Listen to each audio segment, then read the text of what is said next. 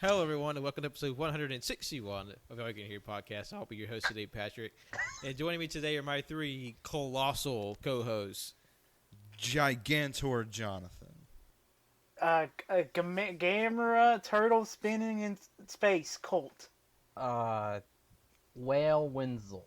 There was no whale. I mean, they're basically Whales. real life kaiju. I mean, yeah, and Gojira means whale god. Oh, I do know that. Yeah, I do know that because of the band Gojira. Yeah, Very good band. a good band. And if that's any hint to what we'll be talking about today, we'll be wrapping... God. Sorry. Literally, as I was talking, he coughed. Literally, I'm sorry. oh my I god. can't help that I have like eternal bronchitis. But you don't cough until we start recording. I'm not Hit putting him, you on hit him, blast. Pat, hit him. Hit him in the throat so it stops. I feel attacked. I don't appreciate. It's just something I happen to notice when I spend 8 hours editing. All right, but why are we here today? The reason why we're here today is we're wrapping up our month full of movie content discussing kaiju movies, specifically of the Showa era. And for those who may not know, kaiju meaning literally translated to strange beast or strange creature. And that's sort of a blanket term for any sort of giant monster that happens to appear in Japanese movies. But specifically what we think of when you think of kaiju movies is a giant monster terrorizing the city. And that's more closer to the phrase daikaiju, means great strange creature. Great as in size, great as in power, presence, things like that. Big. So technically, everyone in the podcast is a kaiju.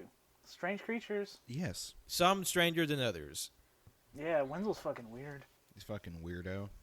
Hey. Yeah, he's the one who wants to watch lizards have sex. Oh, come on, man. They're not gonna have context. I'm not sure if it'd be much better in context. We're not even going to provide context. We're just going to let the audience fill in the gaps. Look, the with their own audience got a imagination. whole episode about Wenzel talking about lizards. I think that's context enough. Oh, Yeah, you know what? yeah, You're right. actually, yeah. So a little bit of background on kaiju cinema. Even though the kaiju genre is like firmly rooted in Japanese cinema, its origins actually lie in Western films. Okay. Because the concept of giant monsters attacking the city stemmed heavily from Western movies in the early 1920s and 30s, like The Lost World in 1925, King Kong especially, and The Beast from 20,000 Fathoms in 1953. Okay. Okay. No, I couldn't remember if it's fathoms or leagues. Oh, okay. But no, I think it's 20,000 Leagues Under the Sea, so you're right, Pat. I'm sorry. Yeah, it's the sequel to 20,000 Leagues Under the Sea. No, it's not. These movies were very successful in Japan, and the legendary Toho producer Tomoyuki Tanaka wanted to build off the success of these foreign films in Japan. He set out to create Japan's own original monster movies and getting to work with legendary directors like Hishiro Honda and legendary special effects director Eiji Tsuburaya. They eventually came together to make one of the most important films in Japanese cinema and more or less the starting point of the entire kaiju genre, and that's Gojira, or as it's known in America, Godzilla, which came out in 1954. And that's the first movie we'll be talking about today. Can I just start out and say that either name is really good? Like Godzilla and Gojira both sound really cool. Yes. Yeah. Very much so. Very good. And Um, go ahead. go ahead now. And No, you go ahead. No, you go ahead. All right, I'll go ahead. If you could just see Pat's face right now, he's just so fucking done. oh fuck, it's a Sunday.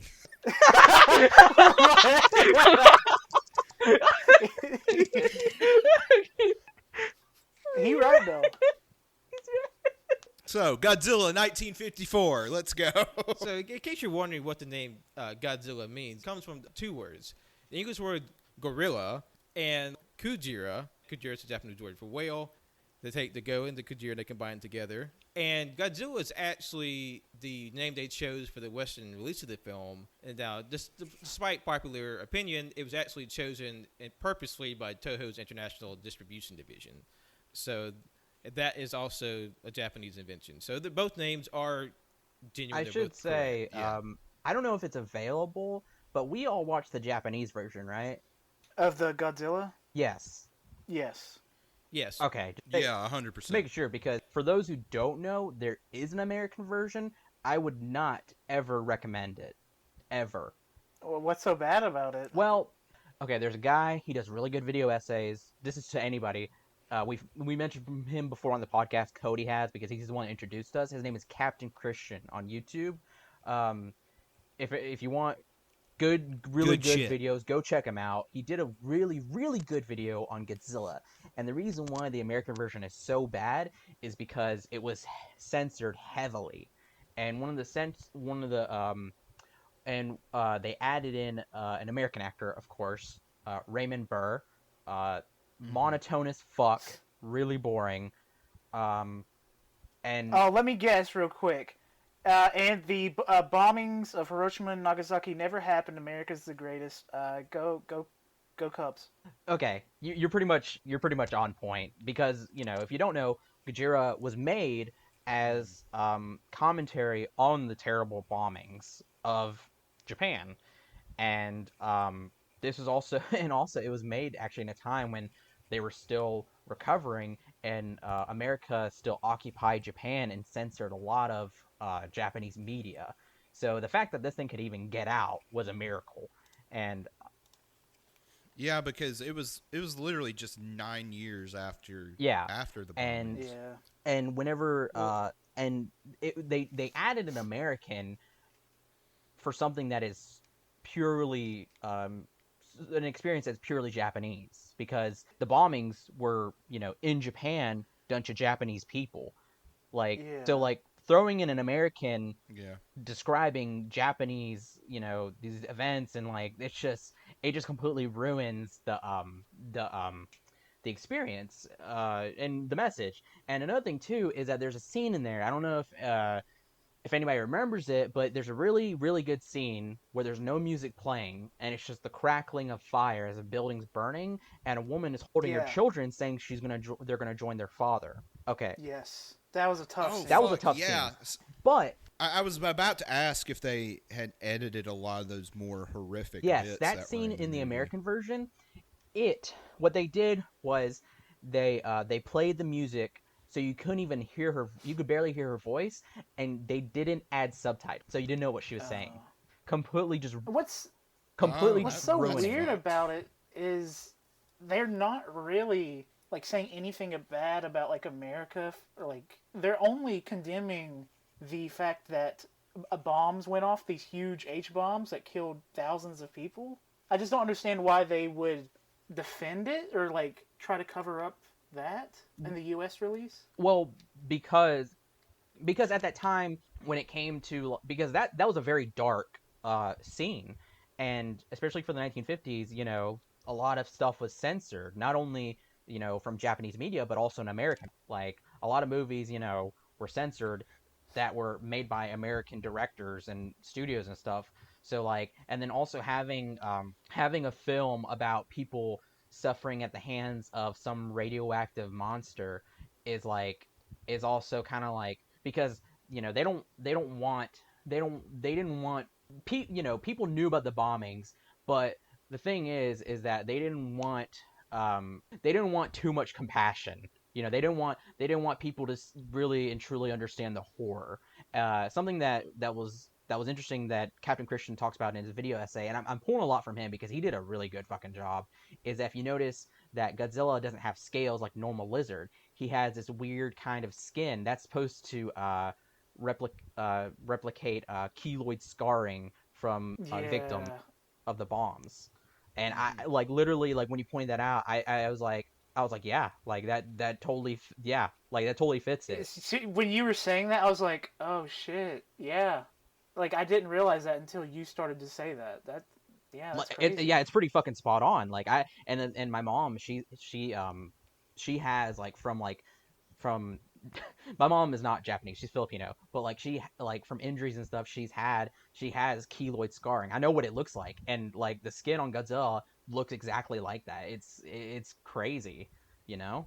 Like and then also another thing too, with Raymond Burr there's a scene where that was that they did, and what sucked about the American version too is that they didn't dub, or they didn't add subtitles for a lot of the translations, or for what they're speaking, and a lot of this stuff was also lost in translation. It was because it was just poorly taken care of, and Raymond Burr just completely just like out of place, monotone, describing these there's a specific scene in there where instead of what would have been the reporter on top of the tower that would have been destroyed by Godzilla, he's actually in a building describing it, and it's just there's no emotion, there's just That's it's just weird. So they just reshot a bunch of stuff instead of like just dubbing it. Exactly. They just reshot a lot of stuff, added Yeah. an American fill-ins and stuff. It was just not good. And actually, when it premiered in America, it was critically panned. No, everybody hated it. Like critics, critics were a lot of critics wish they would have seen the original because they were like, this was just That's fair because without the message, yeah. I mean, you get an okay monster flick. Yeah, exactly. It did well, in drive-in theaters and stuff, but like the American is just awful. So like, I'm glad the version that we have access to, because I watched it. I rented it on Amazon Prime. They have the Criterion version, which is the original Japanese. Fantastic. Like even though it's so old, there was just some really beautiful shots, and like the emotion like of the actors, the scenes, man, like the scene with the woman holding her children, or the reporters and stuff on top of the building, like saying like, I guess this is it, farewell everybody, and then they start screaming, and then everybody just crying out in terror and being so afraid, like the message is clear, it was just so good. Like, it's been such a long time since I've seen it, man. This was my first time watching Yeah. this movie, and I gotta say, it was a rough watch. Not because it was bad, but because the topic is rough. Yeah. It's a sad topic. And that ending where they're talking how as long as there's evil or like these giant bombs in the world, the possibility of having another Godzilla pop up is still out there. And we just need to like communicate and not fight so we can never have something like that happen again. Yeah, try for a better world. And that was also Yeah. something I remember as a kid. I didn't enjoy it as much as a kid because I was a kid, I didn't get the greater quality of it because I just want to see a bunch of monsters fight. But now as I'm an adult, I appreciate it so much more. And at that ending, whenever Dr. Serizawa kills himself with the oxygen destroyer, I was like, Yeah. and like when he says, I wish both of you a happy life, that sent chills down my back. Like, I was just like, oh my god, like this is like, because like he is just, I mean, he was like so just reluctant to give them that weapon to destroy Godzilla, because it's like he knows it would have been used for other purposes, and he's like, I still have everything up here, and he's like, only one way to get rid of everything. Well, and it very much parallels the scientist who created the atomic bomb that was eventually used on Japan twice. Because a lot of the scientists, they very much regretted what they made, and they talked extensively about how, they were just they just had this tunnel vision to create this thing. And once it was finally completed and they kind of took in the magnitude of what they created, they were like, oh, fuck. Yeah.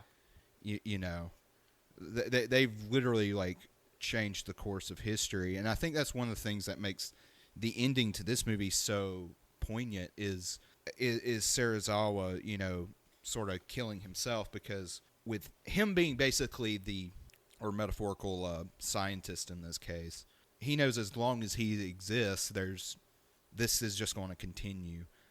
And like y'all were saying, like, this is the first time I've actually seen this movie, and I, you always hear, just through like cultural osmosis, this movie is about this is the movie Japan used to sort of cope with the bombings. But I wasn't ready for like how like genuinely horrific this movie was going to be, and also too, like, especially seeing how Godzilla has kind of transformed in the popular culture to be this just more fun, action oriented mascot. Giant, mascot basically. These giant monsters fighting. To see where this origin point where it's much more somber, and it's really bleak. You know, like as much as I hate that the movie was censored when it came over stateside, I see, you know, it's like I'm trying to think of how to phrase it. Just knowing, you know, sort of like the history of Hollywood and the Hays Code and stuff like that, like I don't think American audiences were ready for something this just truly and existentially terrifying, even though it's our country who inflicted this upon them. The thing I thought was really interesting about just the history of the release of the movie is that it came out originally in 1954 in Japan, and it did not do well when it's originally released because the Japanese audience, they didn't really like how bluntly it addressed, like, you know, things about nuclear war, nuclear weapons, and like, because, you know, it's less than a decade after the bombings. Yeah, and so I imagine it didn't really do very well. Yeah, and I imagine they were probably looking for something more of an escapist fantasy, and this which is why the all those other monster movies did so well, and so it jumped across upon to like select Asian and Japanese communities in the next year. 1956 is when the American adaptation Godzilla King of Monsters was made. And then it was shipped back to Japan. They put Japanese subtitles on the American version, and that actually did really well because they cut out a lot of the stuff with nuclear weapons. So it's this weird back and forth, like hodgepodge version. But in time, Japan came to like really appreciate and enjoy sort of the blunt message that Ishiro Honda had to say about the film, because a lot of what the movie's about comes from his personal experiences from being a soldier in World War II, being a prisoner of war, seeing like having firsthand experience with the fallout of Hiroshima and Nagasaki, and how that sort of deeply transformed his worldview. And he wanted to use this movie as a way to express all these things he had built. And like, I fucking love this movie. This movie is fantastic. And honestly, because John and I were talking before the show, like there's literally so much content in Godzilla 1954 that we could do an essential viewing on it, because that's why I spent, when I was doing my notes for the show, like a big, like half of it is just on Godzilla, the OG, because like just the level of detail we have about the insight on the production of the film, on all the people that touched the film, like Ishiro Honda, Eiji Tsuburaya, and like all these just deeply influential people in Japanese movie culture. It's like staggering just that alone. Never mind all the different things and readings you could pull from the film. 100%, and just sort of give sort of an idea of what we mean by this is like, after me and Pat finished watching this movie, we spent maybe a good like hour and a half just sort of discussing it and talking about it and stuff like that. Whereas a lot of the other movies we're going to get to, and this isn't necessarily a reflection on their quality, they're good in their own right, but it was more of just like, what did you think of the movie? Oh, I liked it. I like this, and this, and then that was sort of the extent of the conversation. They're more surface level enjoying it, and there's nothing wrong with a movie just being surface level fun. Yeah, exactly. No, like 100%. because if anybody were by the time you listen to this, our ratings for all of these movies hopefully be published on Letterboxd. Yeah, I think they're already. Thank you again, Pat, or whoever did that, Jonathan. It was Pat. Okay, thank you, Pat. You'll see there's like a dip like in the ratings, and that's not to say the movies, like you said, aren't bad or fun. They're fun, they're goofy, like Godzilla. Like it's just more than just it's more than just a monster movie. It's Honda venting pretty much. Man, it's so fantastic. Like it's been such a long time since I've seen it, and watching it again, it's just like watching with such more open eyes. Oh my god, it's just, I have so much love for it. Like you guys said, I was literally, after I got done with it, I was thinking in my mind, oh my god, like I want to do an essential viewing, because it's just so. And then I was like I'm almost tempted to buy the Criterion Showa era Godzilla collection, because I was like, this is just so like I have to have this. I have to have it so I can always go back to it, and then the rest of the movies I can always go back to too because they're fucking fun. Yeah, like immediately as we were watching these movies, I went to like, Amazon and Criterion, actual, main website, and they actually have a sale on it right now. Like the big collection? Yeah, it's they marked it down to like 157. Yep. That's that's going to date this episode, but Yeah, the sale, everything on Criterion right now is 30% off. The sale will last until May 31st.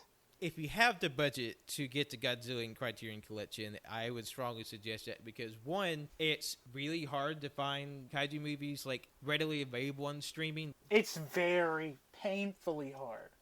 Even finding it in different circumstances, not being specific, it's pretty difficult to find these movies. Yeah.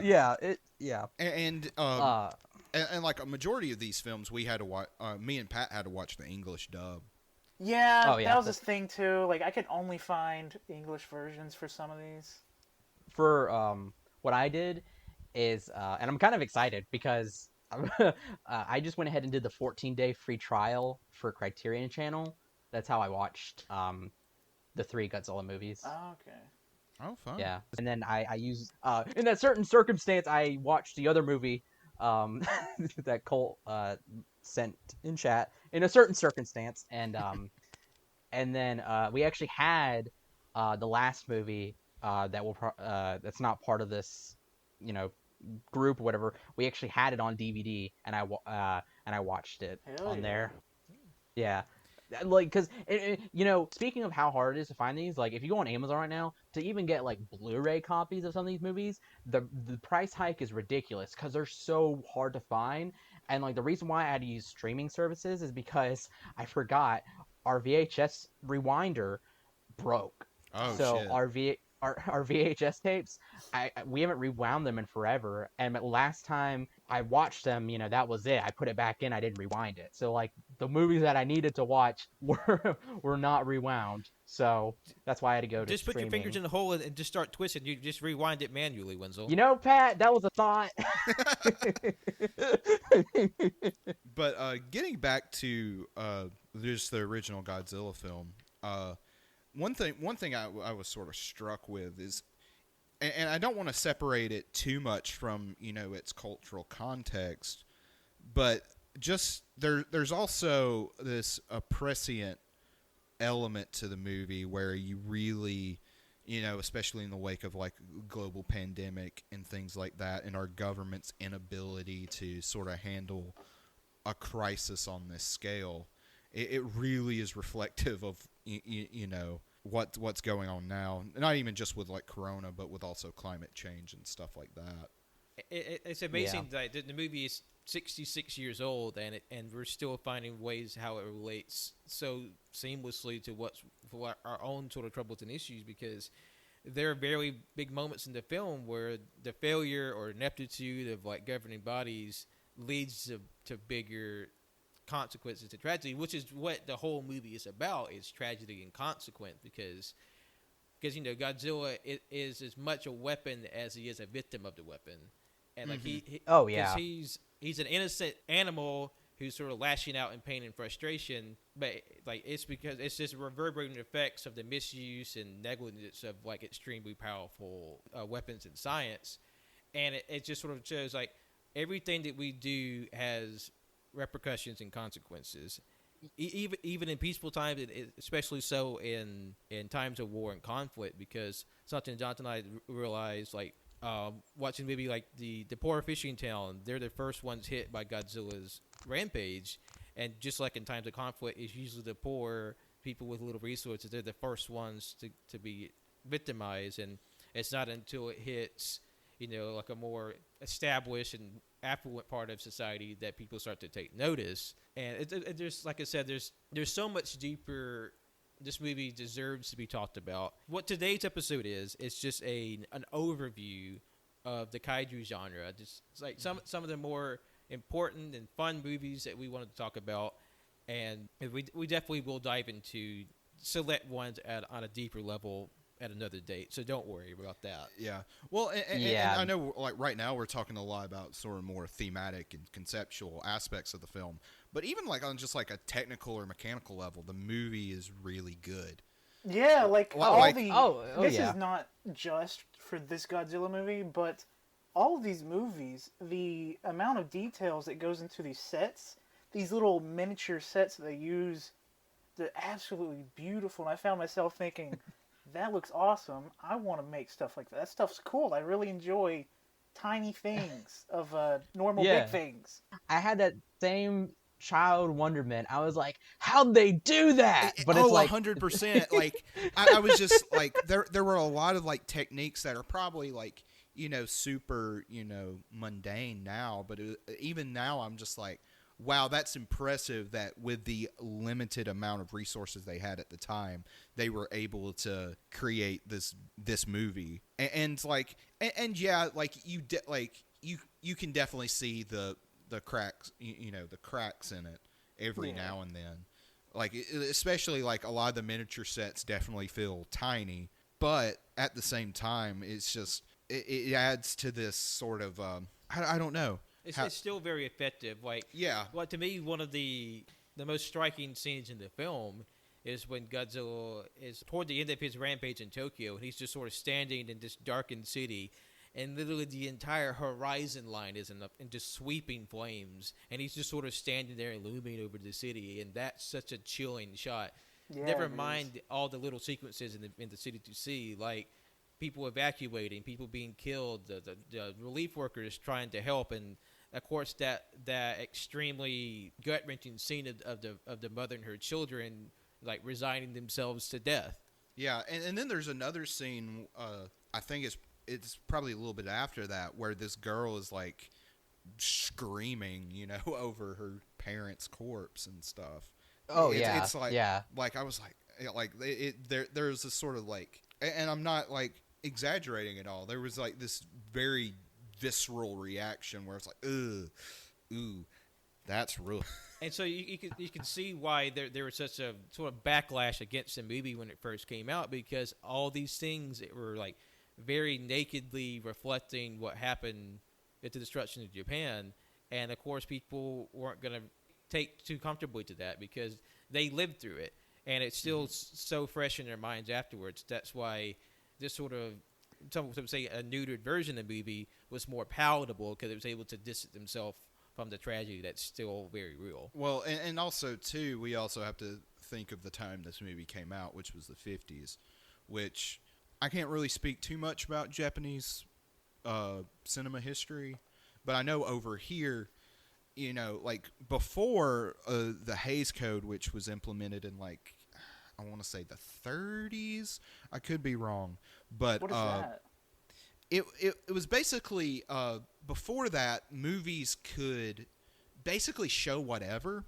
So like a lot of early cinema is very surprisingly risque for what you would expect, but like the government was actually kind of threatening to come down on the studios and stuff. So this guy who was he was like this religious leader. His last name was Hayes. He created what's called the Hays Code, which was a way to the Hollywood studio system could censor themselves, and he came up with just a bunch of bullshit, arbitrary distinctions and guidelines for like what you can and can't show. And I mean, and when I say it's arbitrary, it is like ridiculous. Like you can't have like I'm not. That's going down a tangent. I'm not going to go down right now. Well, just know in Japan, America, especially in 1954, America was still occupying Japan, and that too. And because they're occupying it, they also put a huge restriction on like all Japanese media, that like there could be no propaganda, like nothing. Like they like like I said, the fact that this even came out though is very surprising. Yeah, and like. Kind of like it's great like that it was able to push through. I'm glad it made it through. Yeah, Jesus Christ. Me too. But like even on top of that, like even with the pre-Hays Code movies, there weren't a lot of movies that were this bleak, and I literally just don't think I legitimately don't think people were ready to handle that sort of violence and just abject existential horror, because like the 50s, that was like sort of like the Hammer movie era. You know, a lot like of like communist. No, I'm thinking of No. Hammer and Sickle. Fuck, my bad. No, No. Hammer's a studio. Yeah. It was like a lot of like really goofy, cheesy monster movies. A lot of like Vampire Dracula ones. and Frankenstein ripoffs and stuff like that. Ah. So have this movie that's just so nakedly like just bleak and dark. Just don't think people were like, ah. Because it is funny, because like Godzilla is by no means the first movie of the era to deal with like nuclear age and like atomic monsters. Like all that was like very common. It's just they were one of the first to do something so different within the genre with what those same materials, and that's what makes it so meaningful even today. Because like we said, this went from being like almost this pariah of a film to literally one of the like most sacred and hallowed films in Japanese cinema culture. Yeah.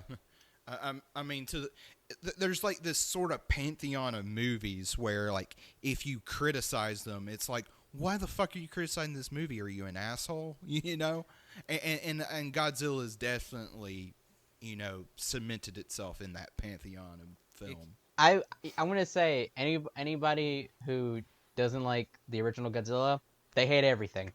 Yeah. Well, I would say give it a chance, because like a lot of these movies you may have seen as a child, it's like, though that seems stuffy and boring, but don't let the black and white film fool you. Don't let the sort of on the surface dated effects fool you, because there's a lot of genuine artistic credibility in this film, and it's very worth anybody's time.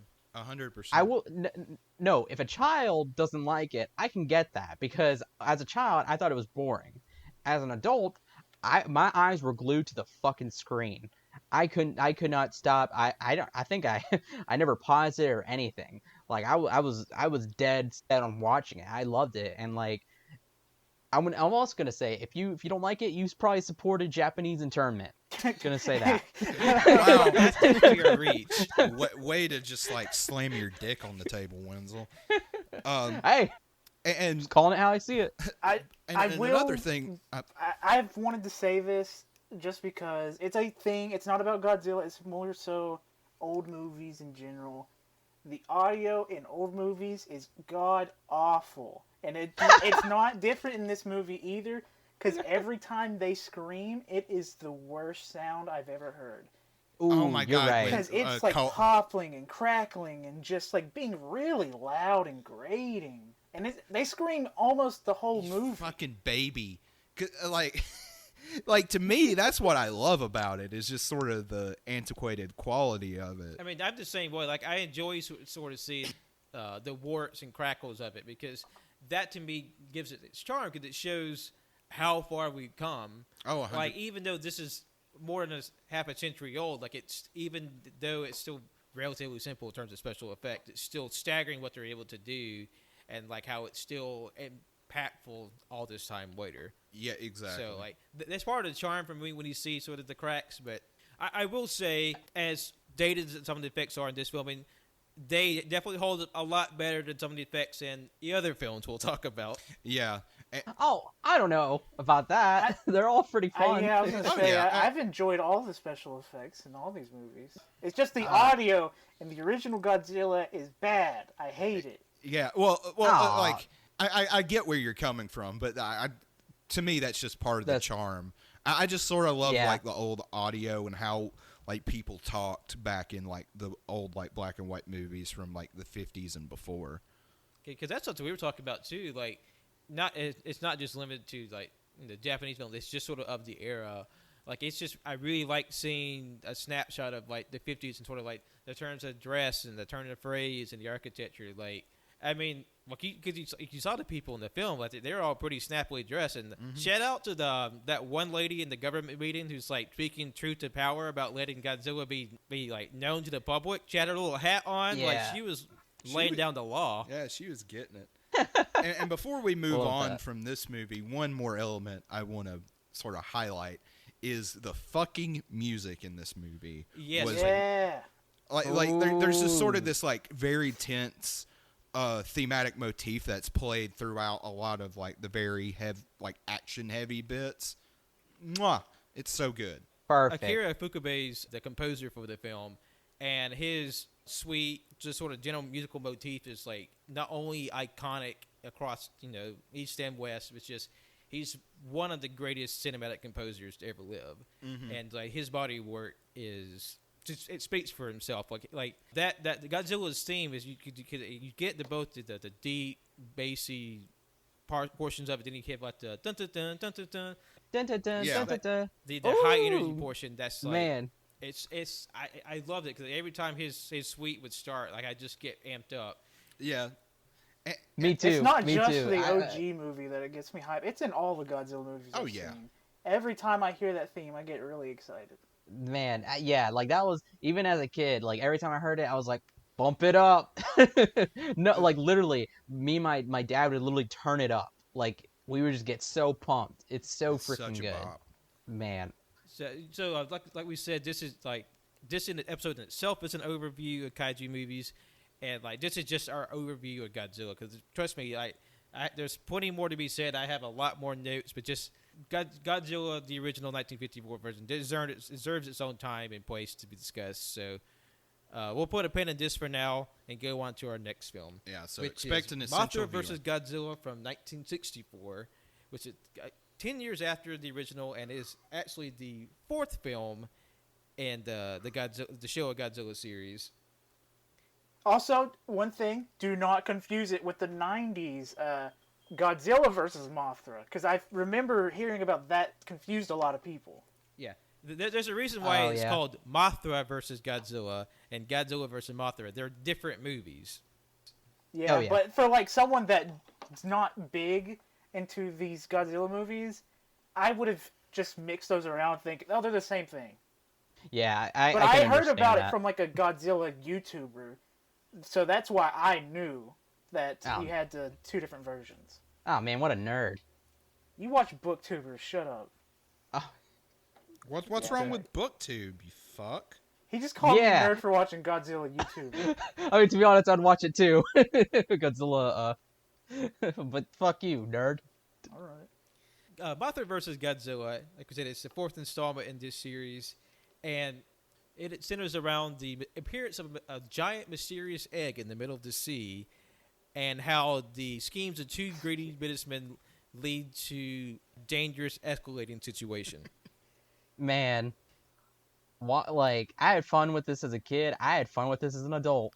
Yeah, coming from the OG Godzilla to this, completely different tone, super fun. Yeah, Man, like, very and it's fun. by Like- the same director as well. Yeah, because I was going to say, of the 5 films we're talking about today, 4 of them are by Ishiro Honda, because Ishiro Honda, just to get back on him for just a moment, he's an extremely prolific director. He's directed, in his career, 52 films, and at least over 20 of those are kaiju or tokusatsu in some capacity.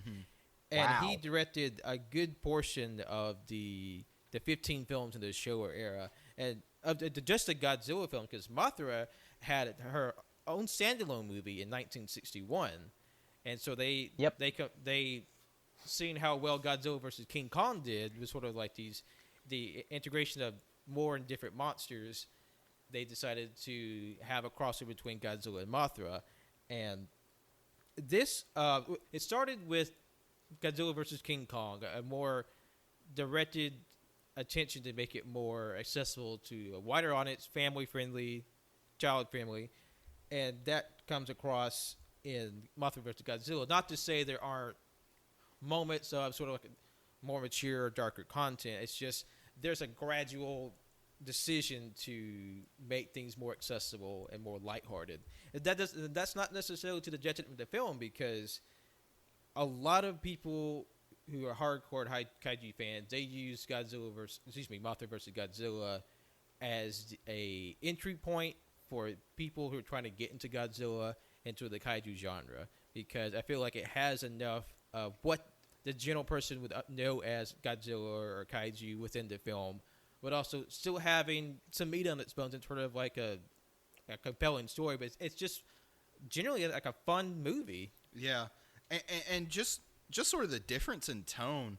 I was not. It was such a tonal whiplash going from the 1954 Godzilla, where like we keep saying, it's very somber, bleak, and to this where there's just like fucking singing fairies for reasons. That caught me off guard. Real hey, bad. Shut up. Yeah, you don't talk about the Peanut Sisters like that. I You do mean, not talk about- I loved them to death, but it was just Emi Ito and Yumi Ito are amazing.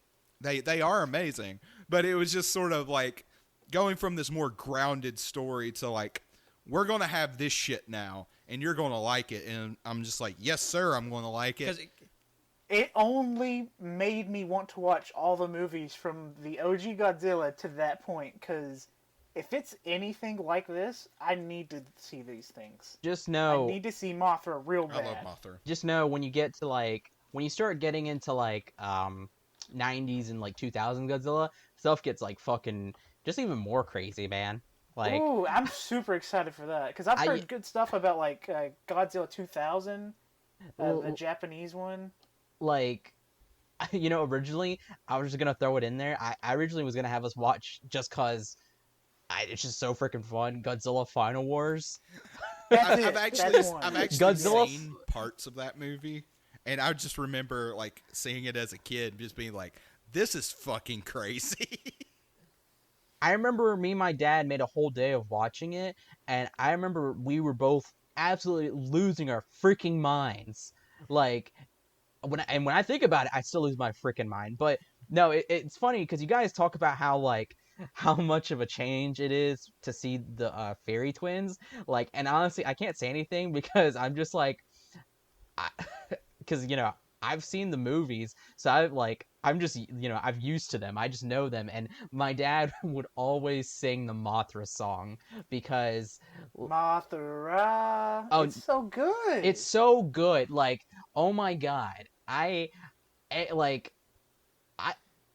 to your point, was when I was making my notes for today's episode, like I had the Mothra song on loop in my browser while I was playing, because it's just a great song. And the two fairies are the Shobijin, which are like Mothra's attachés. Her sort of, they're like the liaison between Mothra and the greater humanity, and they sort of appear to the businessmen to sort of negotiate with them to give him back the egg.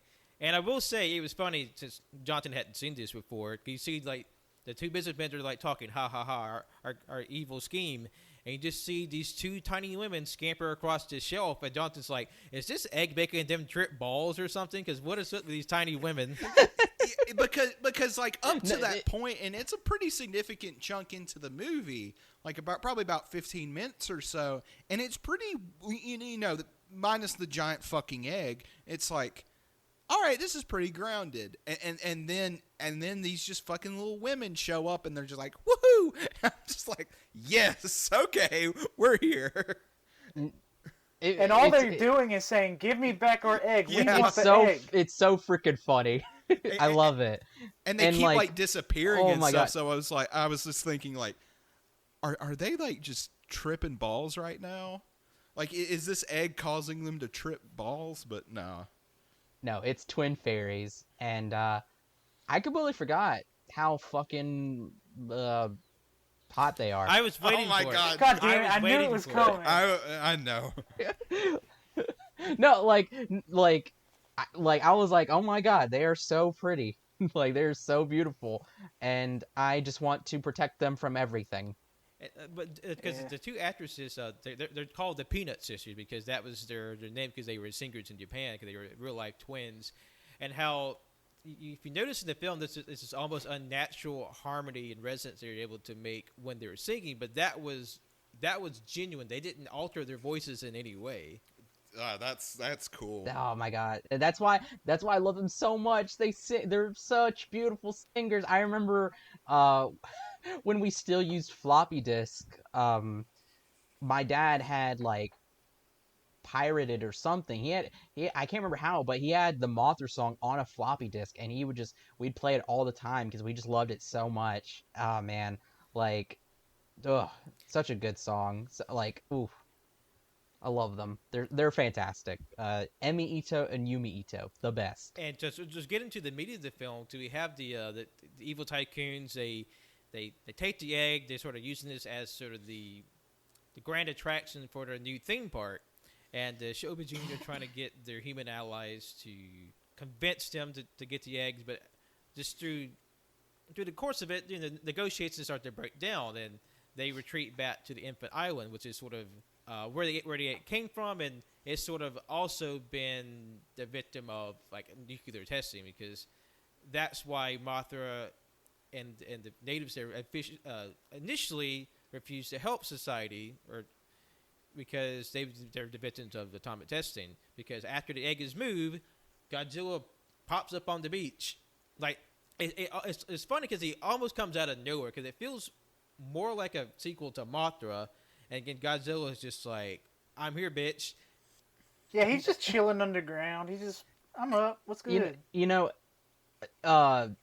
Oh, yeah, he did rise up out of the ground. Something I was going to say was that when Colt mentioned it in our chat, but I didn't realize how much Godzilla trips. I was just about to Oh say, yeah, Godzilla eats shit Like- the whole movie. like me All and these Pat were just movies. joking about how like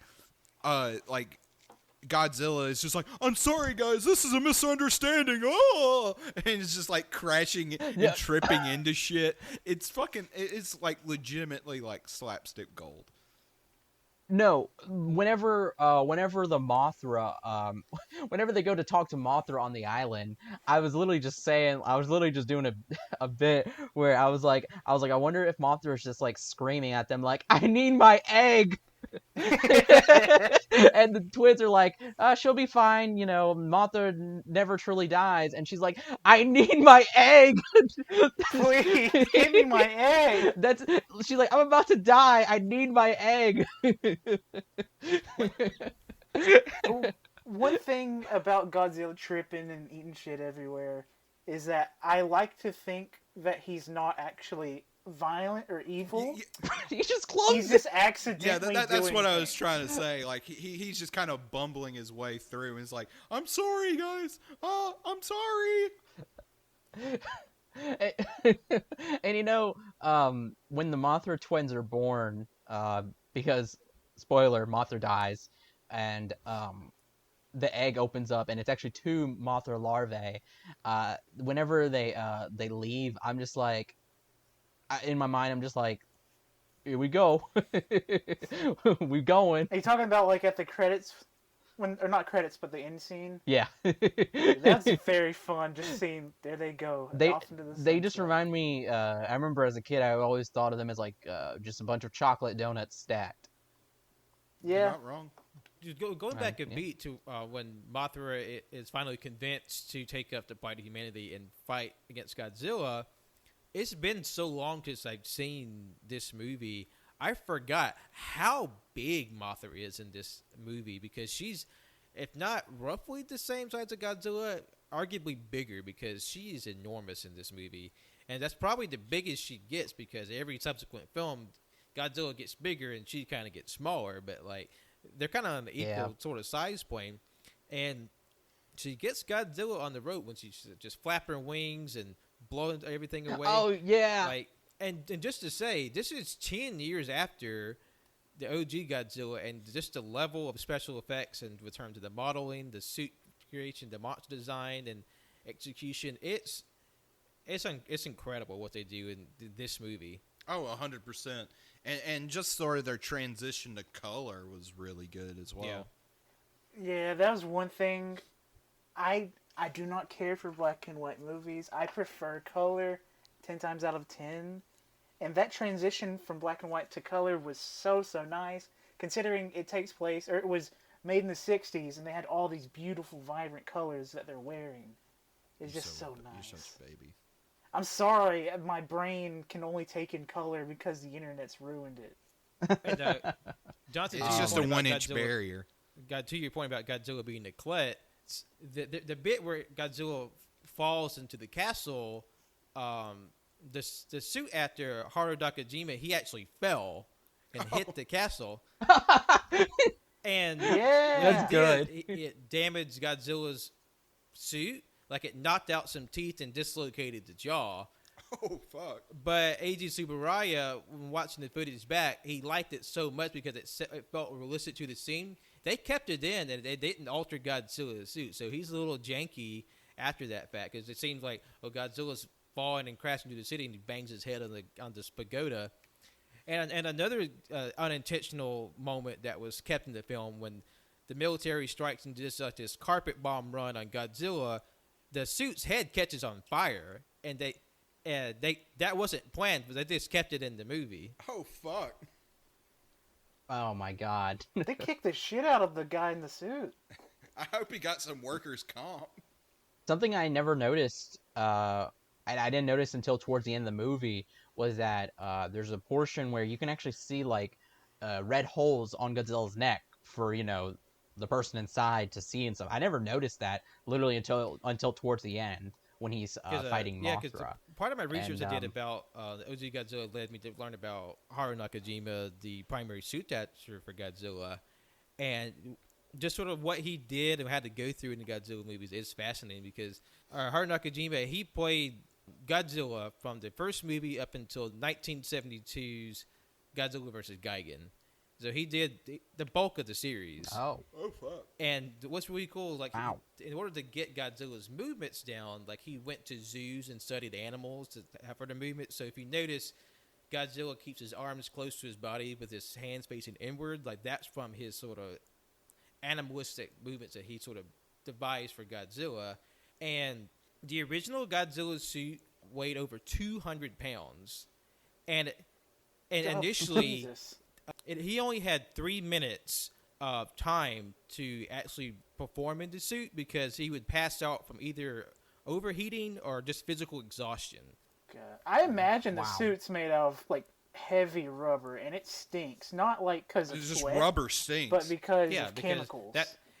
that's why they had so much trouble. They had to kind of like stop and go with the production of it.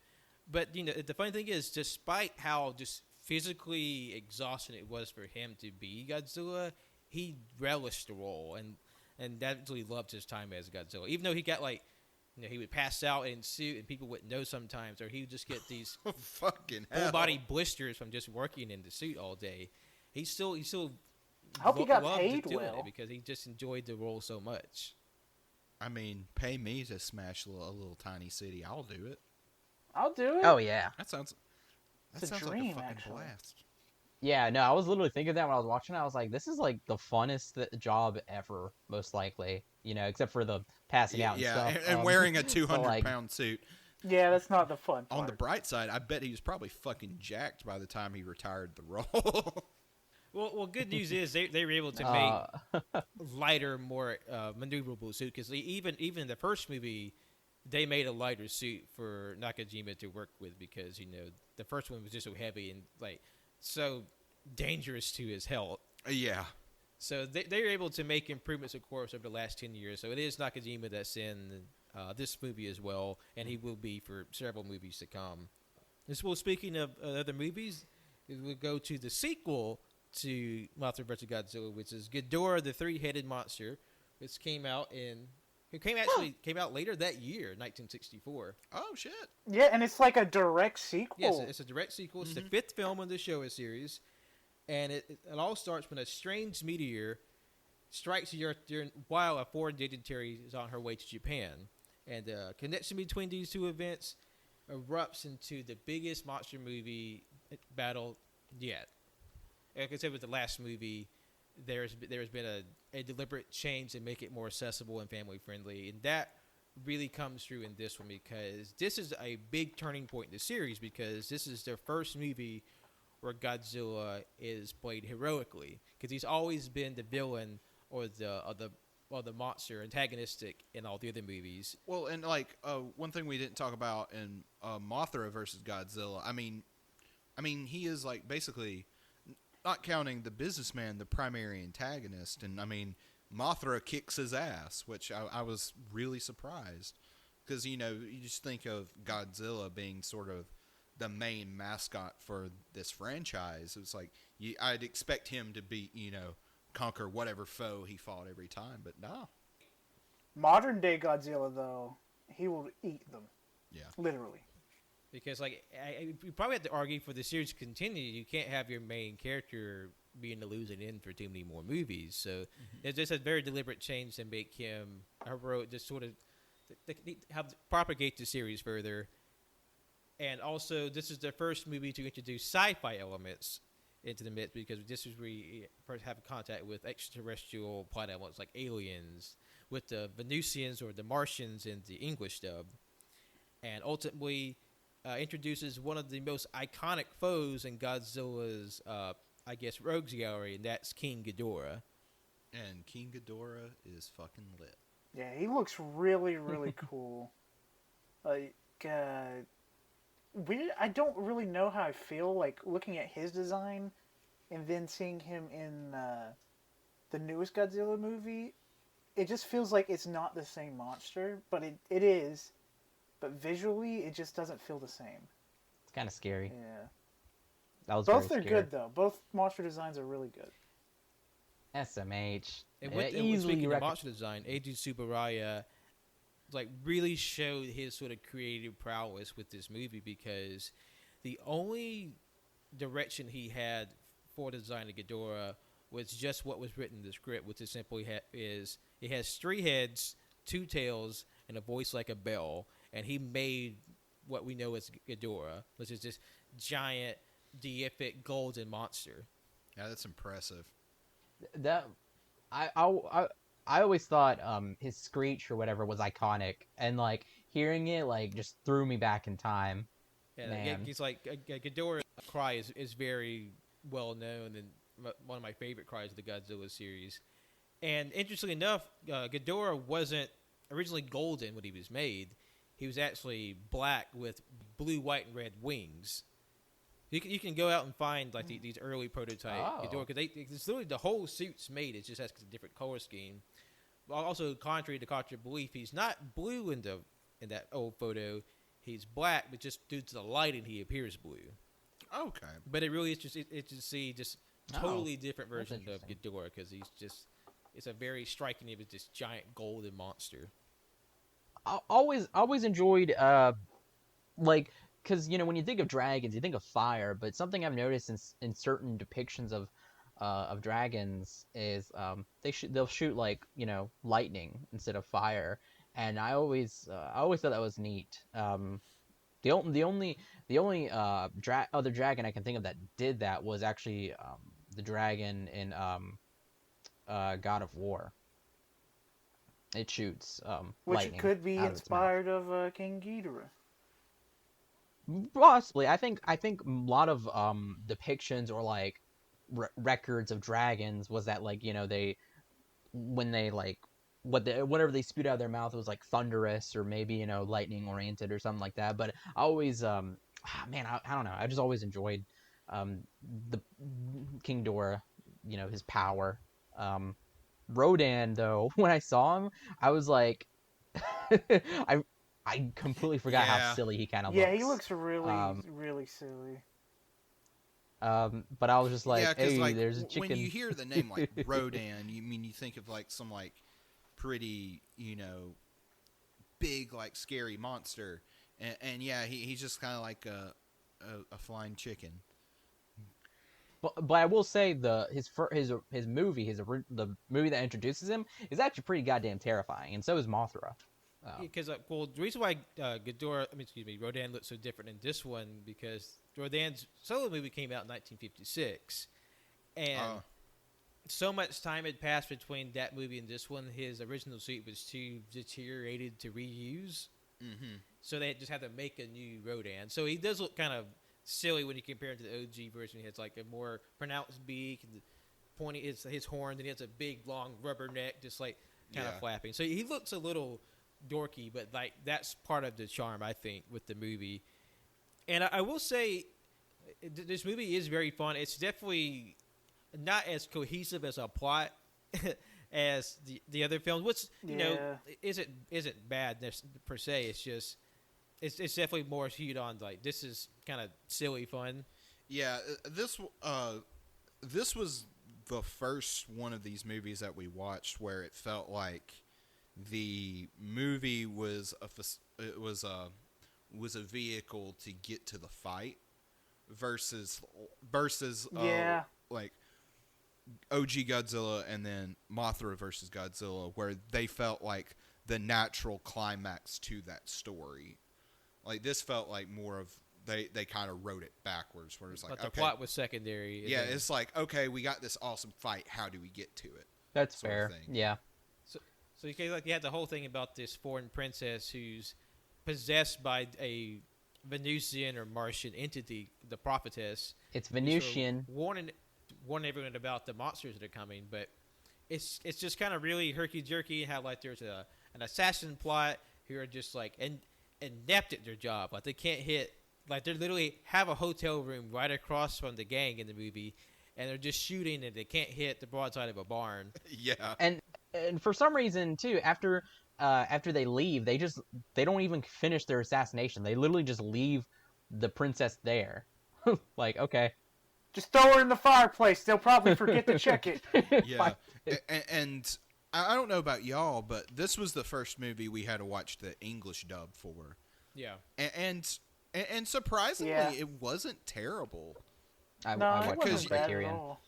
It's just, Oh. yeah, I rented it from Amazon, and I gotta say, quality-wise, it was pretty doo-doo. But voices were pretty good. But like Jonathan said, I think the fight was where all the production went, because it was pretty bottom of the list of all these movies we watched. It's not the worst. No, we'll get to that. But I put it above a movie that we get to later. It's not last, but it's almost last. But like that being said, for what it is, I really enjoyed the fight and the monsters and just seeing basically this like Avengers moment for them. Yeah, it's still fun. Because you get Godzilla, you get Rodan, you get Mothra, you have all these three individualistic characters all coming together to defeat Ghidorah. And while it isn't as grand or as big as some of the other fights you've seen, but that's partially like there's a lot of reasons to go into it. Like it was a very rushed production, and they said, well, yeah, because I mean it came out the same year. Yeah, and how Ghidorah, while he is visually impressive, he was also extremely demanding to work with. Oh, I can imagine having to like articulate all three of the heads and the giant wings and the tails and everything. No, the dragon, the actual dragon. No, like he like the dragon was on set. He was very hard. He was very temperamental. Yeah, I see. But like they said, how there's at least 7 people on stage at all times just manipulated the Ghidorah. Jesus. And like just like with puppeteers and like with suit people, how like their heads would get tied in knots. The strings would get like caught in the frame. So like, one crew member was quoted as saying, it was an agonizing job shooting the Ghidorah scenes, which in a way could explain why he's in the film so little, and why the final confrontation isn't as grand as you'd expect it to be. Yeah, that makes sense. Yeah, well, like to sort of give like perspective on that, like in Return of the Jedi, the Jabba the Hutt puppet, I mean that took multiple people to work on, but you know he's stationary for all the movies that he's in. Like Ghidorah is a very active participant, and just having to have all these points of articulation and make it seem somewhat realistic as it like they're like clashing into each other. And not to mention you have 3 other giant props and suits to work with. Like you have Mothra. The reason why there's only one Mothra larva in this movie because they said the other one died. Just unexplainedly, but the reason was the other Mothra prop, it was too damaged to use, so they kind of like, oh yeah, it died. Yeah, that's why there's only one. You know what? So, it's actually something we forgot about in Mothra versus Godzilla. I completely forgot that one of the Mothra larvae bites Godzilla's tail and just was like, just whipping him around. Yeah, just like wee. Yeah, I mean, he died from his injuries. That's where he died. And I will say, like, Mothra in this movie is still the baby from the last one because it's a direct sequel. And, like, Mothra is trying to coax Godzilla and Rodan, who are feuding the whole time, to work together, but it isn't until Mothra decides to go fight Ghidorah alone. It's like horribly outmatched. It's like that's kind of like in this silly movie, you kind of have like a moment where like, oh wow, Mothra. It's like you're just a little baby worm, but like you're standing up to this giant god dragon. Well, and that's why Mothra is the fucking real hero of this movie. Oh yeah, no, like because he's just fucking managing both of them, organizing everything. And my favorite scene in the movie is when he's on fucking Rodan's back and he's just shooting his little web at Ghidorah. It's like the most badass / cutest thing ever. No, like Mothra is like one of the OG like strong women characters, I think. And it's a bug. Yep. Because you have like Ella Ripley, Sarah Connor, Mothra. Exactly. Like if for every Godzilla movie afterwards, it's like you can't just not root for Mothra. Like she's she supports humanity. Yeah. Well, and honestly, like out of these movies I've seen so far, Mothra's my favorite. Just saying. Great. Yeah, Mothra's awesome. No, I mean, no, like, Mothra was just blowing up dust in Godzilla's face, telling him to eat shit, and he was, and, like, somehow he almost died. Yeah, and also in the movie, like, not counting the OG Godzilla, because he's just more of a monster, but, like, in this one, and then in Mothra versus Godzilla, he's kind of a shit. No, he's a little goofball, right? And him and Rodan both, they're just, like, so fucking petty. They're kicking the shit out of each other. No, like, Rodan is a flying chicken. It's funny to see them develop personalities. Yeah, I mean, they actually have, like, characters, which is, like, really... I mean, it's hard... It's, like... Also, Godzilla said the fuck word. Oh, yeah, he said... Godzilla said the F word. Oh. Because, like, when the fairies are interpreting what all the monsters are saying, when Mothra is trying to rally between the two, and it's like, oh, Godzilla, what language? And it's like, Godzilla said fuck. Oh, for sure.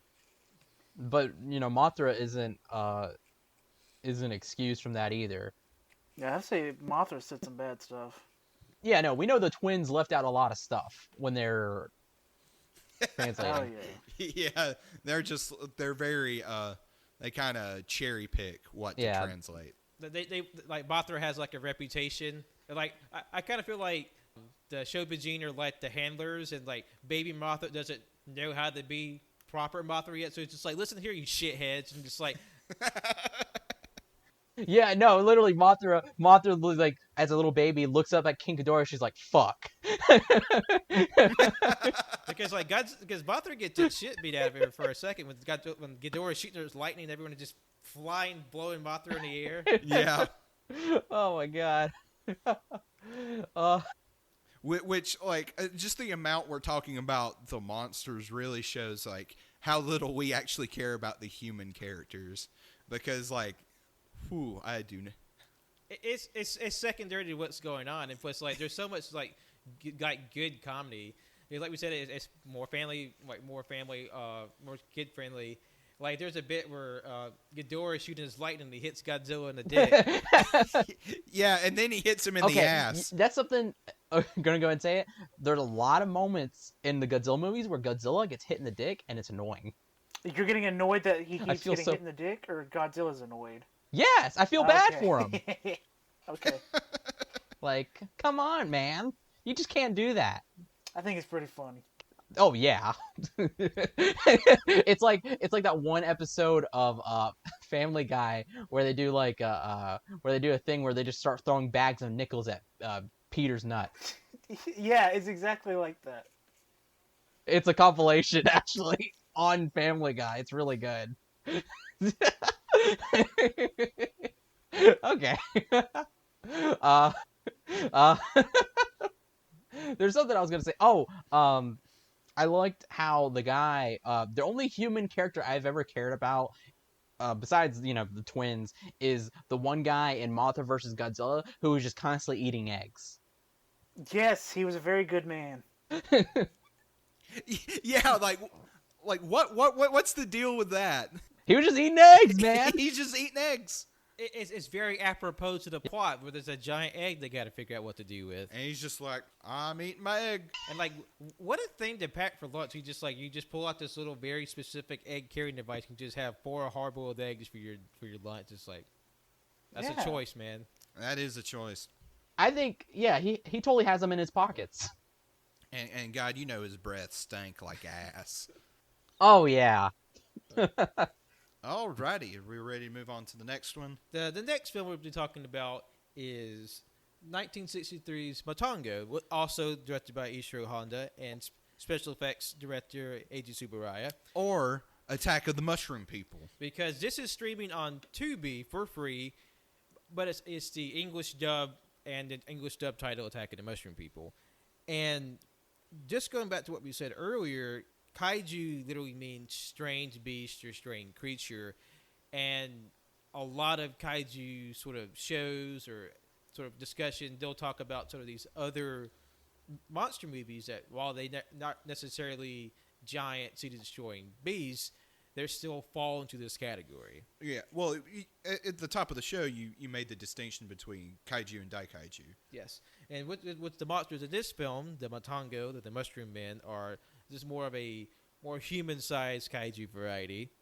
And this film follows the story of 7 people who go out for a day yachting were shipwrecked by a storm. And after the storm blows through, they wind up on a deserted island where there's nothing to eat except for these strange mushrooms that seem to make their situation a whole lot worse. So to basically summarize this movie in one sentence, it's a Gilligan's Island meets Lord of the Flies. With some Night of the Living Dead thrown in there. That too. I gotta say, this movie was painfully boring. Fair. I did not care for it. It wasn't terrible. It just wasn't Fair, for me. very fair. I think I'm in the same boat as you. Because, like, whenever I was watching it, I'm thinking Attack of the Mushrooms. Okay, there's going to be some cool mushroom monsters. There are mushroom monsters, but they're on screen for 5-6 minutes tops. It's all mostly the people fighting each other. Yeah, and unlike, I mean, probably even say the original Godzilla, this movie is definitely more about the human characters. Yeah. And usually I'm usually a character person. I love character, but everyone in this movie besides a couple are just so unlikable. And not that you have to have a likable protagonist to have a good movie. I don't know. It was just it's a bunch of extreme, like, when I say like Gilligan's Island, it's almost like one for one the archetypes from Gilligan's Island. So it's a bunch of fucking privileged people just being shits. Yeah. And it's like, oh my God, shut the fuck up. Well, what's interesting, I think it's interesting about the movie, just a little bit of backstory, is that, for one, it was based off a short story by William Hope Hodgson called The Voice in the Night. Okay. So this is Ishiro Honda's adaptation of that.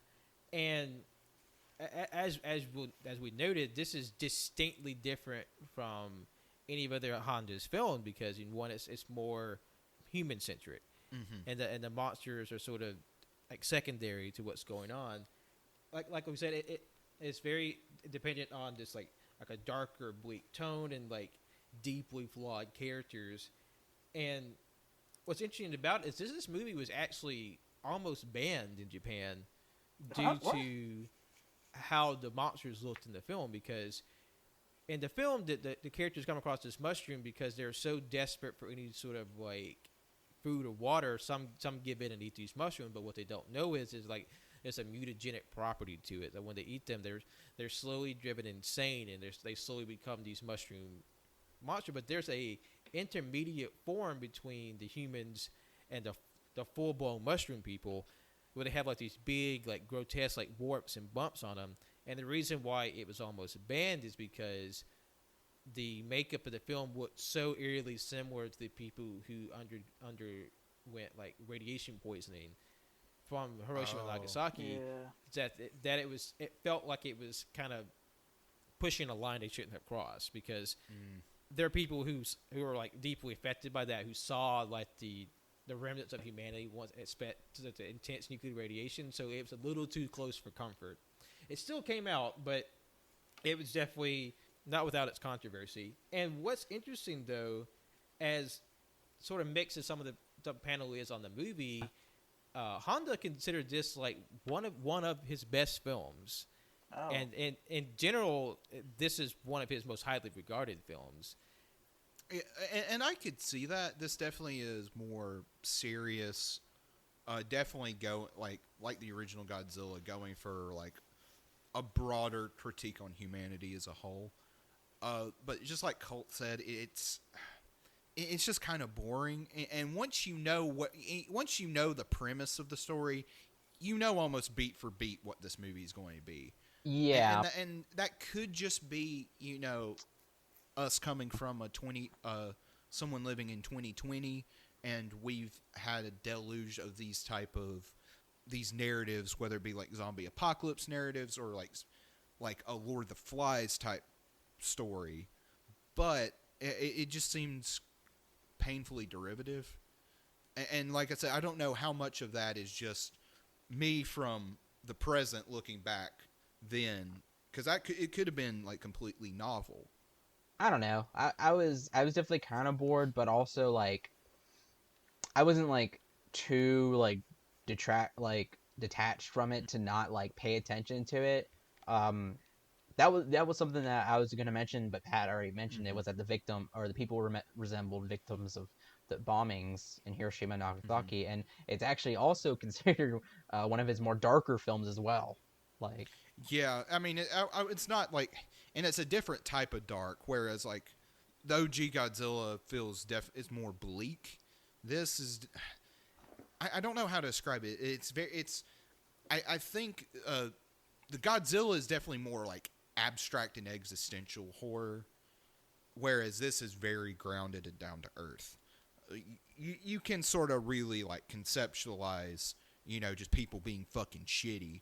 Because, like you said, Godzilla is more broad in terms of like humanity's sort of misdeeds, and this is more like a microscope on like how like sort of petty human beings can be, and like how they can go to pieces, like in a very desperate situation. Because early in the movie they talk about, oh, like we get along so well, we're such good friends, and then literally over the course of the movie they all sort of break off in faction and double cross each other and double back. And I feel like I was probably the most positive on it. I definitely was engaged. I think the thing that bothered me is there are definitely different points in the movie where I feel like the plot gets jerky, like it kind of it's going at a certain pace, and it kind of remembers, oh wait, there's something we forgot to do. Like, because like we said, the mushroom people, they only really show up in like the last 10 to 15 minutes of the movie, and like in real, I guess, heavy saturation. So like a lot of it is just sort of the build up to the deterioration of this like group and how they're kind of backbiting each other. Like you said, you don't have to have like good moral characters to have like an interesting story. A lot of these are like very deeply flawed. Even the best character in the movie, they're still pretty messed up in certain ways. Yeah, and something I will praise the movie for is it definitely, for the time, it really pushed sort of like sexual boundaries as well. It just... Yeah. Like... but at the same time, it had like... One thing that stuck with me about this movie is this line came out of nowhere, or I wasn't expecting it. It was at the beginning of the movie, and it makes it come back, is... if you treat a woman like crap, she'll start to love you. And then at the end of the movie, it comes back around where this woman, she's crying about the situation, and then he smacks her across the face, and he says, "I love you," and they start making out. I hate it. Yeah, that's definitely problematic on a lot of levels. Also, the way that like the manuscript at the beginning of the movie flew into the water, and he's like, "My manuscript. Oh no." I watched the English version, by the way, so that's why I'm talking like that. Yeah, and definitely this English dub was it wasn't noticeably worse than the Ghidorah one, but it was. I guess the tone of the dub voiceovers, it felt a bit more placid in sort of the delivery. Yeah, very. Not monotone, but not like bored. It's just it kind of felt like there's a. It was a little wooden. I guess like there's a timbre, like a soft, like even keeled timbre that didn't really sort of change or fluctuate depending on the scene. Yeah, and for a movie with this type of story, you would expect it to be the acting to be a little more heightened emotionally, and it's just kind of like you said, even kill for most of it. But I would say getting to the actual monsters themselves, like the sort of the creature design of the film, it is sort of they're, I guess, the intermediary design where they're like all woody and gross. They're actually kind of pretty spooky. Yeah. And Yeah. then because they actually seem like this is like some kind of burn victim, and they're all ragged and torn in their clothes, and then when you see the actual final form, there's like these like giant little mushrooms with like these like warts and bumps, and they're all kind of lumpy, and just like how dense the set was, like literally, this probably has one of the biggest, most intricate like human-sized sets of all the movies. Yeah, definitely. Just because they have to recreate a jungle, and the now that I think about it, the mushroom people kind of remind me of the zombies from The Last of Us. Oh yeah. Yeah, Sort of that because more fungal. they're also both fungus too. So Yeah. that makes sense. And one thing I thought was really interesting, just like as an Ultraman fan, is that deep, like bassy, ghostly laugh that the mushroom men have, the ho ho ho laugh. Oh yeah. That's actually reused audio from alien Baltan, one of Ultraman's most famous enemies, and he's known for that very distinctive, iconic laugh. And I thought that was interesting how they reused that, and it makes sense because Eiji Tsuburaya is sort of the grandfather of Ultraman, and so like it was through him starting his own production company. That's what started the Ultraman series, and which is a whole other story. So it's funny how different portions of like audio and like props and sets are reused across all of the films, and like in other tokusatsu and kaiju films as well. Just like how ingenious they are with making things, but also like recycling things. Mm-hmm. Because they spent all this money making this thing, so they're not going to throw it away. Yeah. Yeah. And isn't Boltan Guillermo del Toro's like favorite? Yeah, the Baltan is one of his favorite monsters, because there's a very famous video of Guillermo del Toro with his eyes closed, and then this giant sort of cicada lobster-handed alien pops out the door, and he's like, Baltan! and he lights up like a child on Christmas, and that's a good video. And his other favorite is Pigmon, which is also an Ultraman monster. Yep. So moving on to our final and most, I would say, interesting film of the bunch. Yes. Is 1969's Gamera vs. Guiron, and that's streaming for free, dubbed on Tubi as Attack of the Monsters. And Which version did you guys watch? Like, was it Japanese or English dubbed? Oh, we watched the English dub. It was the English dub. Yeah, I did too. Okay. No. And just a little background, Gamera is another series of monster movies in the Showa era, which is started in 1965 by the Daiei production company. And Gamera, for those who don't know, is a giant fire-breathing turtle who fights, and he can fly by shooting fire out of his holes in his shell. And what makes Gamera unique from the other different kaiju in sort of the larger landscape is that in general he's more, I guess, on friendly terms with humanity. He's more apt to save people. He's the protector of children. Yeah, he saves all the children. Yeah.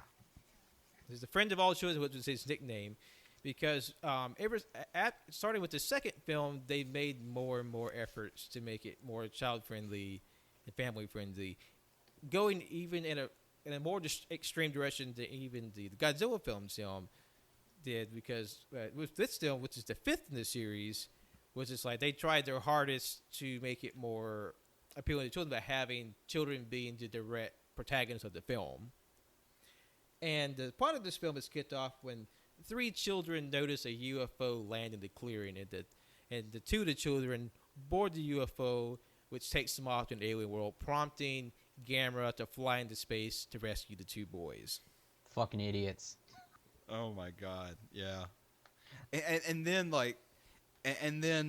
they get to the world, and that's like the A plot of the movie, and then the B plot is just the adults just taking a giant fucking dump on this little girl the entire fucking Yeah, they're not in space, you stupid little idiot. yeah, What are you they're talking just about? like, you little dumb bitch, and she's like crying the entire time. It's like, please, my brother and his friend, they're in space. You gotta believe me. Please believe me. It's like, get out of here, little shit. It's like, spit. They're like, what'd you do with your brother and his friend? What'd you do? I don't know. It's like, I'm telling the truth. He went They to UFO. They pull out a gun. Tell us where they are. And then when they get back, it's just like, oh, I guess you were right all along. And she's like, no shit.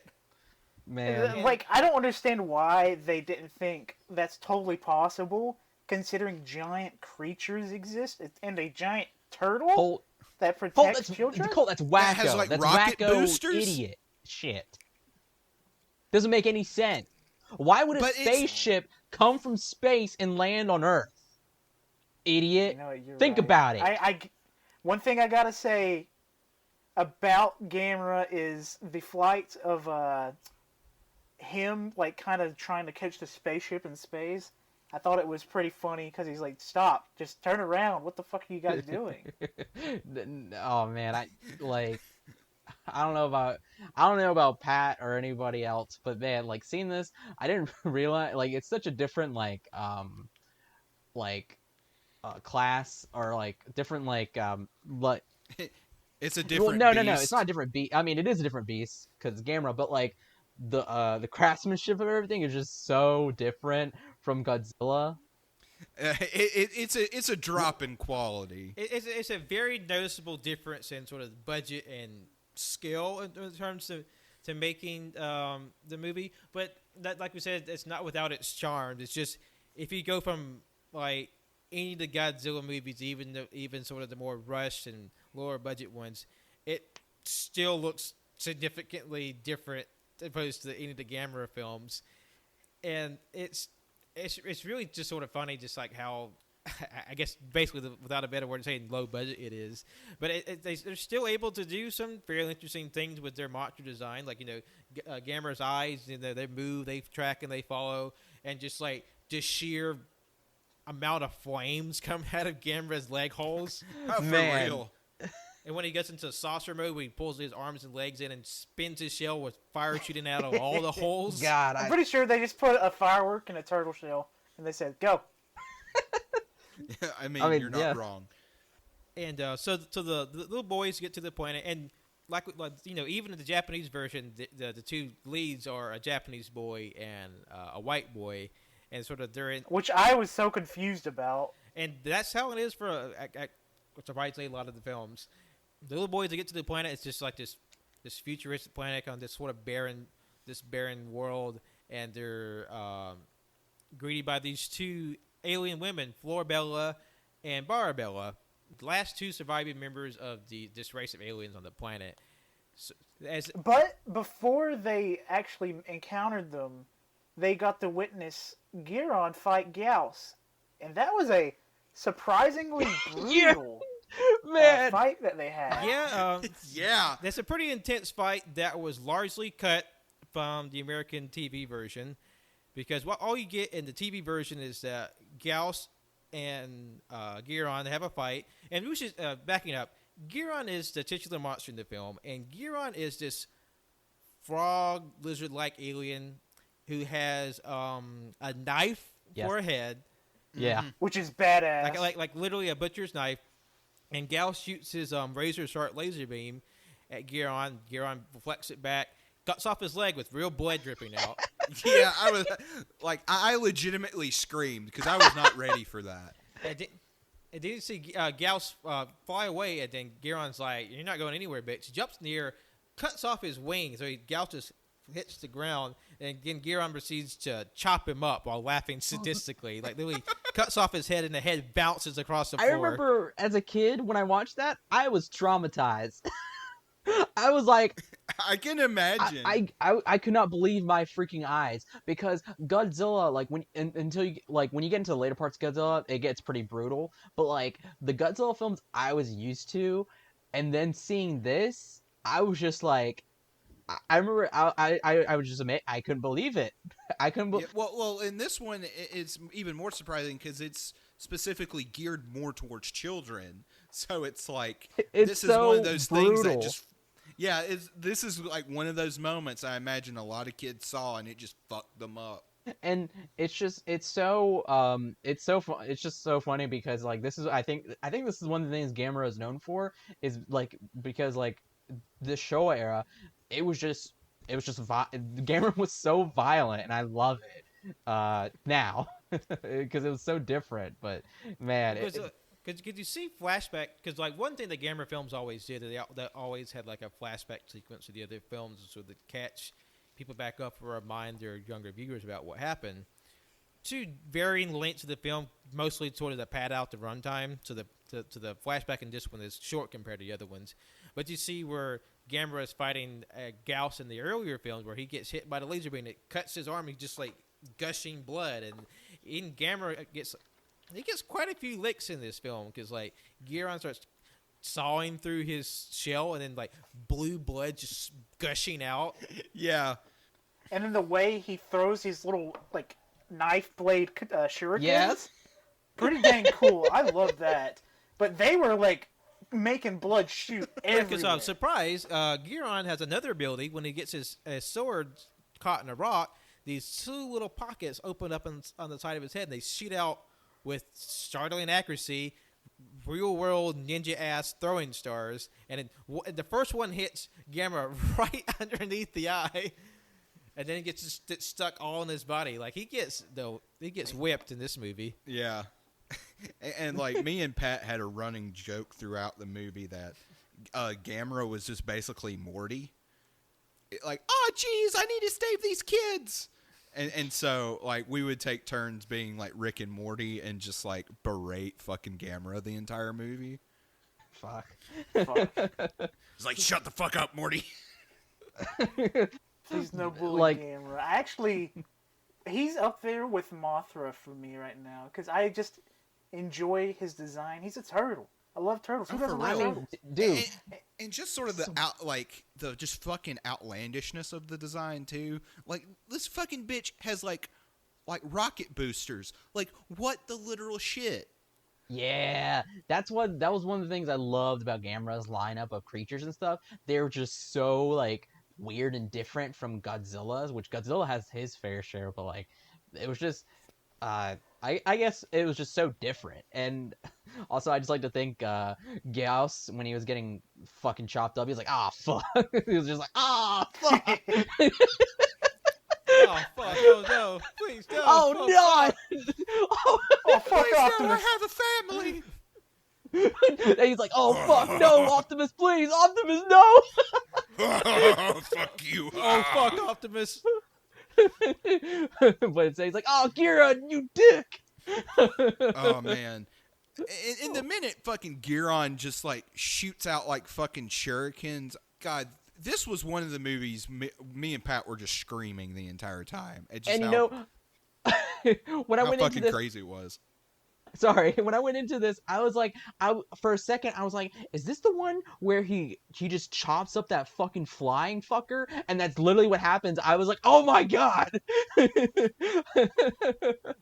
It's been such a long time since I've seen it, and oh my god, it's so just fun. It's so fun. No, who cares about humans? Because I will say that's I had seen this film before, but it had been years.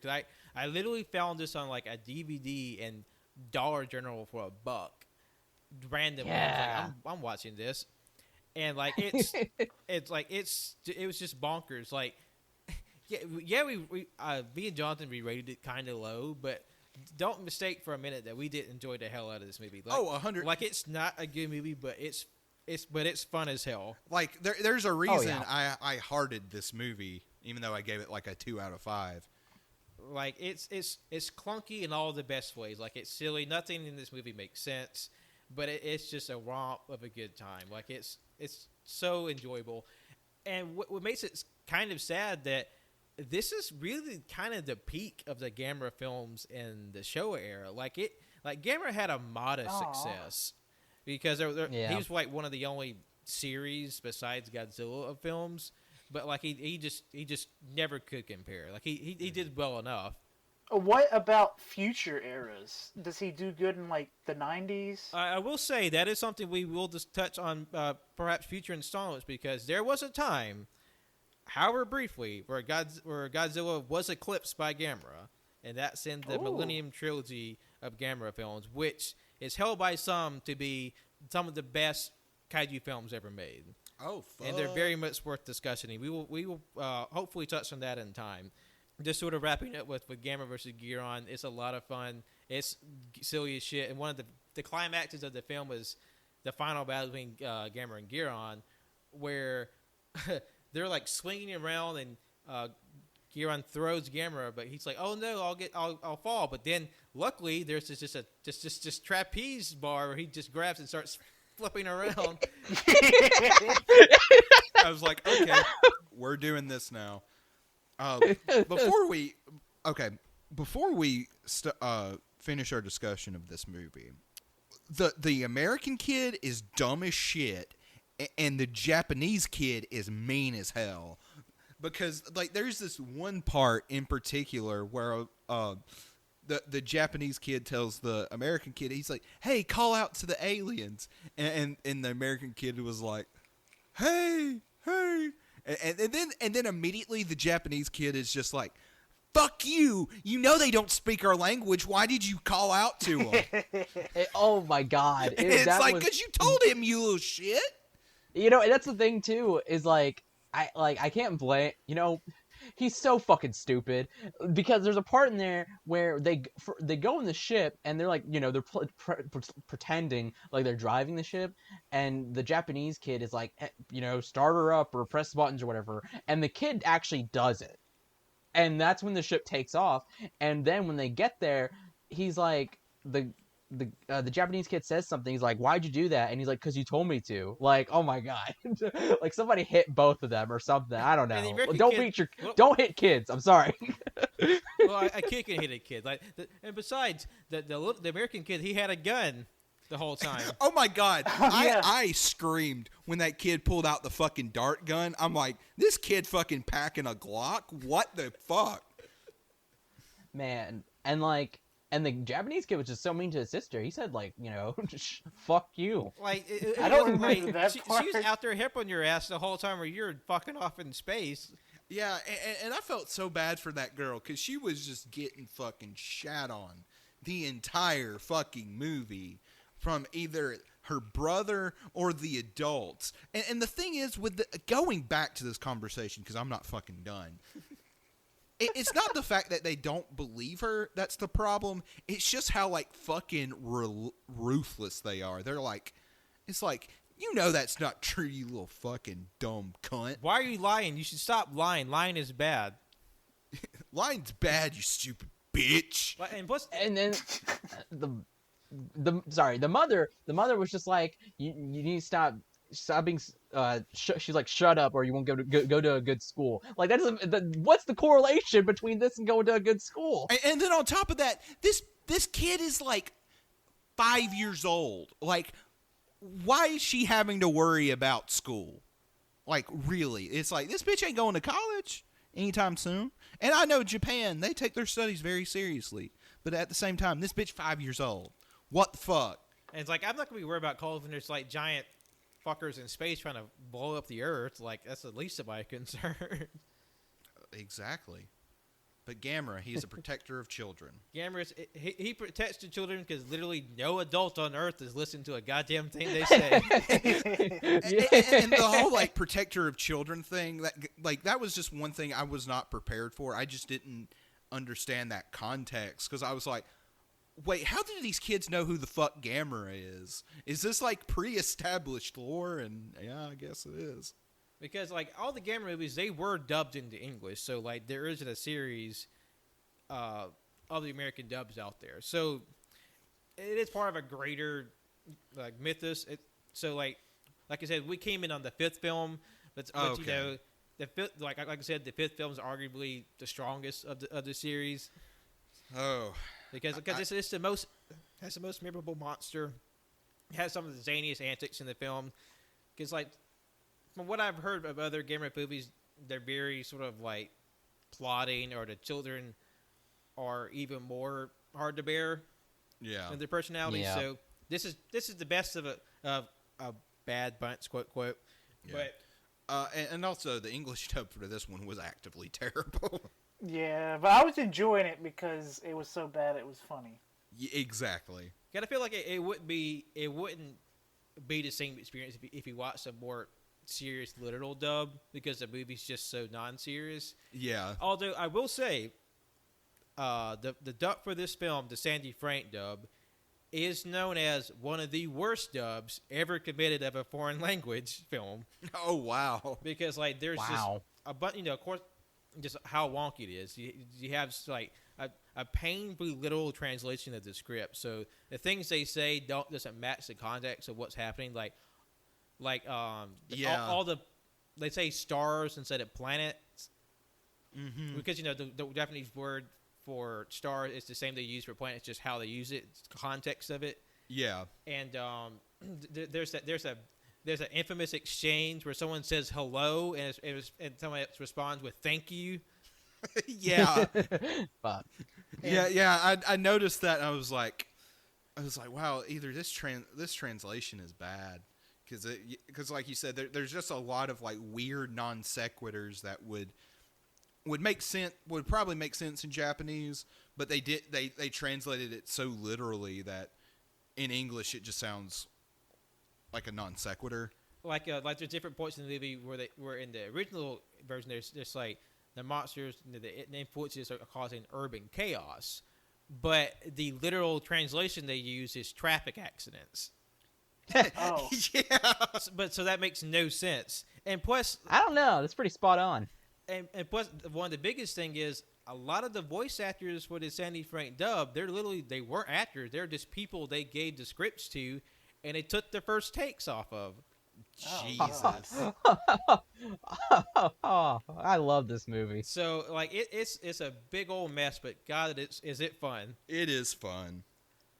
So I think now that we're end of our sort of overview of these films, I want to hear from the cast. Like, what was your favorite of the bunch? I guess I'll go first. My favorite is definitely Godzilla versus Mothra.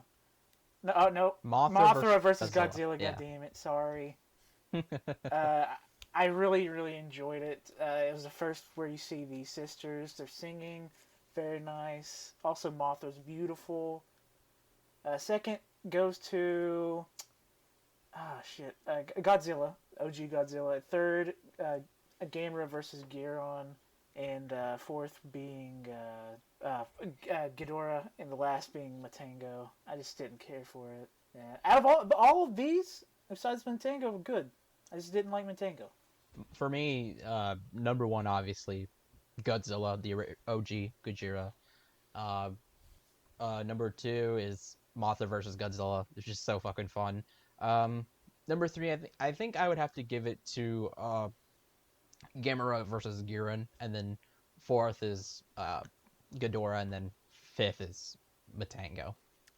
I think for me, it's so hard to say. My favorite was Gojira because that movie is not only tonally different, but it's in such like a different league.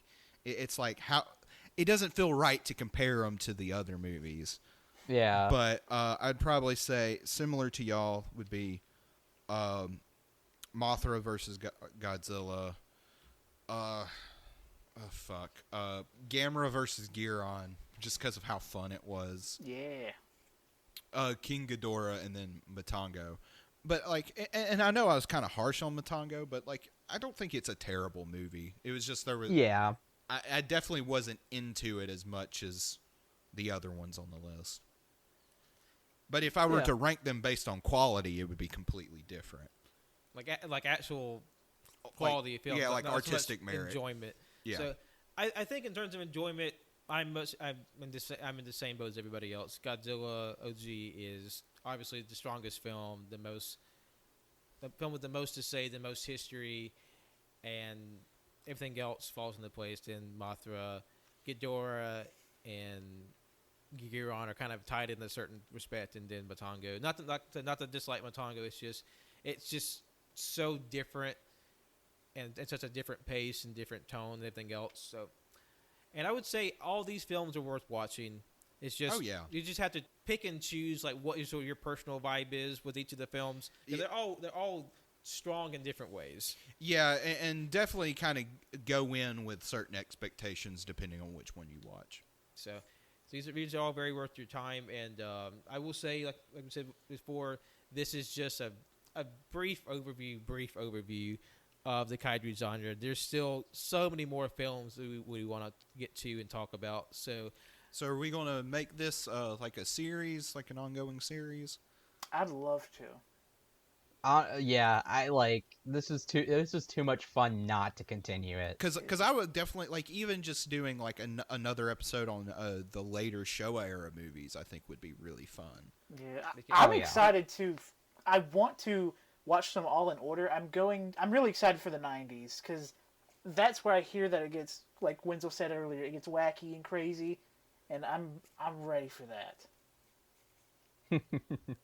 Oh boy. So I think we just topped the tip of the iceberg, and when it comes to kaiju, and even the Showa era, because the Showa era has so many more films we're talking about and exploring. But I think we'll get to that in due time. So stay tuned for future kaiju's installments. So once again, thank you all for listening today. And thank you all for listening this whole month, this whole movie-filled month. There's a great and a lot of fun month, a lot of movie watching, a lot of cinematic consumption, and we thank you all for being there for every episode and every week of that.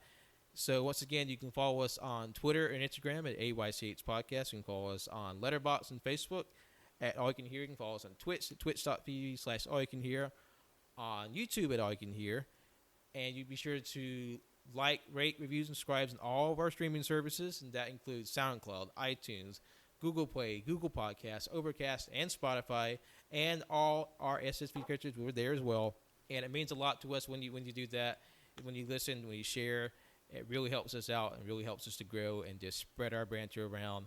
You can follow me, Patrick, on Twitter and Instagram at John Loss's Name, and follow my art on Facebook at John Loss's Name Art. My name is Jonathan. You can follow me on Twitter at JONIIBOY24 and John Ownson12 on Letterboxd.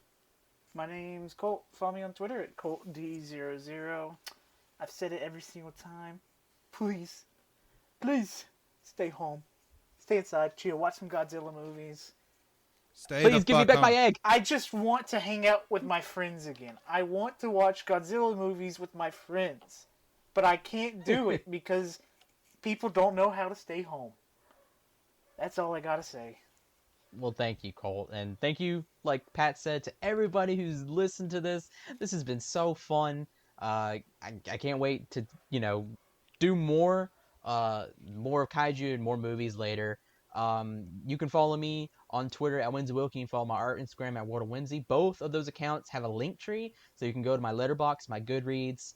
And actually next month is Kaijun, a little art challenge for people where every day you draw a kaiju. So, look at that hashtag, because I bet there's going to be some crazy art, as always. Hell yeah.